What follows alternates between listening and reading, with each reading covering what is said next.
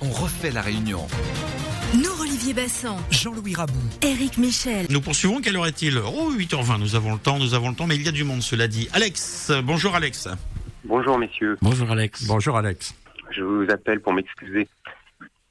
Je veux d'abord m'excuser auprès de mes amis du PR qui nous écoutent, et notamment le petit ange gardien qui se reconnaîtra, parce qu'à votre antenne, dans le temps imparti, je choisis souvent de prendre des raccourcis dans mes explications, et ça se fait au détriment de la précision. La fin justifie les moyens, comme on dit. Et en tout cas, je vous assure que je reste intègre et de bonne foi, et tellement intègre et de bonne foi que je veux m'excuser auprès de vous maintenant. Parce que mardi, je vous disais qu'au Royaume-Uni, le sujet de l'immigration n'avait pas été un sujet pendant la campagne du Brexit.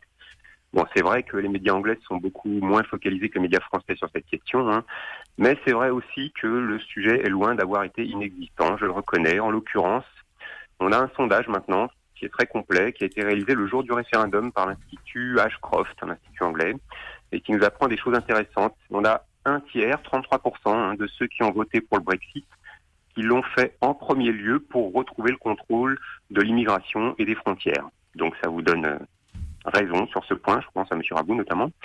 Mais on a quand même la moitié, 49%, qui ont d'abord voté le Brexit pour que les décisions concernant le Royaume-Uni soient désormais prises au Royaume-Uni. Donc en clair, j'ai sous-estimé le sujet migratoire, mais ça ne retire rien au fait que les Anglais ont surtout voulu retrouver leur souveraineté et leur capacité de décider de leur avenir par eux-mêmes. Alors les chiffres que je vous donne, vous les trouverez sur le site de l'Institut, c'est www.lordashcroftpolls.com. Bon, deuxième enseignement du sondage, très important. Quand on regarde pourquoi ceux qui ont voté le maintien, pourquoi ils l'ont fait, on a 43% qui l'ont fait à cause des risques pesant sur l'économie, l'emploi et les prix, et 17% qui l'ont fait par crainte d'isolement de leur pays. Donc en fait, on a parmi les gens qui ont voté le maintien, au total, ça nous fait 60% qui l'ont fait principalement par peur. La peur qui a été suscitée par une campagne odieuse de dénigrement avec des affirmations gratuites, terrifiantes, la peur de l'apocalypse, la peur de la fin de la civilisation occidentale, la peur que le Royaume-Uni ne serait plus rien en dehors de l'Union européenne. Et il y en a seulement 9% des Anglais qui ont voté pour le maintien, qui se sont dit profondément attachés à l'Union européenne. Alors, pour finir, depuis le référendum, sur le plateau, vous êtes souvent disputés autour de la notion de populisme, parce que, en fait, vous n'utilisez pas le même sens du mot. Je vais vous mettre d'accord. Monsieur Bassan fait référence à la définition première de ce mot, c'est-à-dire le discours qui fait appel aux intérêts du peuple plutôt qu'à celui des élites. Donc Monsieur Bassan, il voit aucun mal dans le populisme, et je lui donne raison avec cette définition. Et puis Monsieur Rabou, vous utilisez le sens péjoratif du mot populisme, et ça fait référence à la démagogie, et vous y voyez du mal, et je vous donne raison aussi avec ce sens-là. Mais quand on voit en Angleterre que vous avez deux camps, le camp qui a expliqué pourquoi les traités européens sont nocifs aux Anglais, pourquoi on ne peut pas les modifier, pourquoi la liberté passe par une sortie de l'Union européenne, et puis vous avez l'autre camp qui n'a fourni aucune preuve, qui a fait qu'agiter la peur, comme le fait un dictateur, et qui continue encore de le faire après le scrutin. Alors selon vous, Monsieur Rabou, dans quel camp Alex, s'il vous plaît. Dans quel camp se trouve le populisme D'accord, et il va vous répondre dans un instant. Merci, bonne journée Alex, à plus tard. Moi, ce qui me plaît beaucoup dans tous les autres intervenants, à la fois, je laisserai Jean-Louis répondre à la question qui lui était posée par Alex, de Daniel, de Saïd et de Patricia, c'est que il y a 25 ans,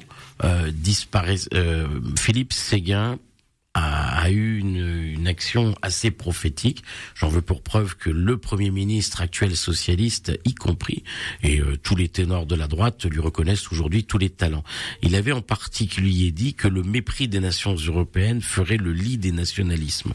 Et être gaulliste, c'est bien être visionnaire, voir les choses à l'avance, pouvoir les prévoir, ce dont sont fort dépourvus nos dirigeants actuels.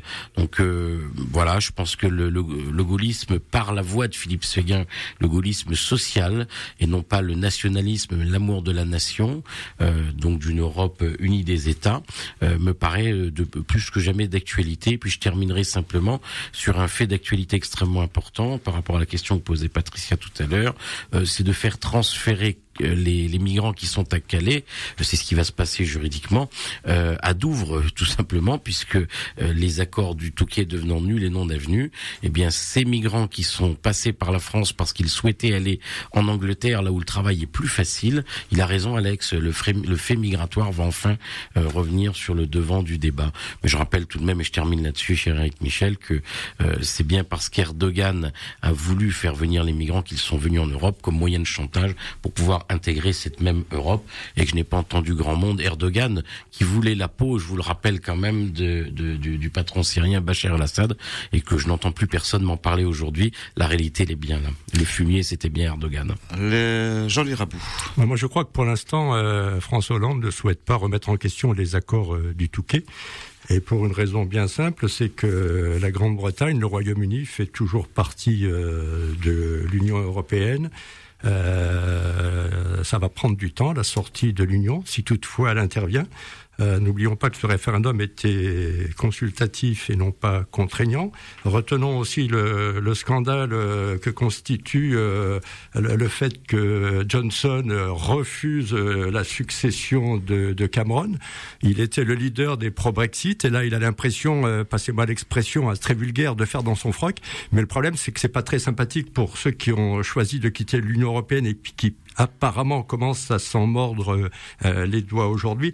Patricia, pourquoi l'Angleterre? Parce que hors de l'Union européenne ou dans l'Union européenne, la Grande-Bretagne reste et restera un partenaire économique très important, que ce soit pour la France, pour l'Allemagne et pour les autres pays. Et puis on peut quitter l'Union, c'est pas pour autant qu'on doit se faire la guerre. Pour le reste, Alex, pour moi le populisme, c'est si on pousse à l'extrême et puis disons le symbole actuel du populisme, c'est Donald Trump qui inspire certains chez nous, notamment de Nicolas Sarkozy qui s'en cache pas forcément.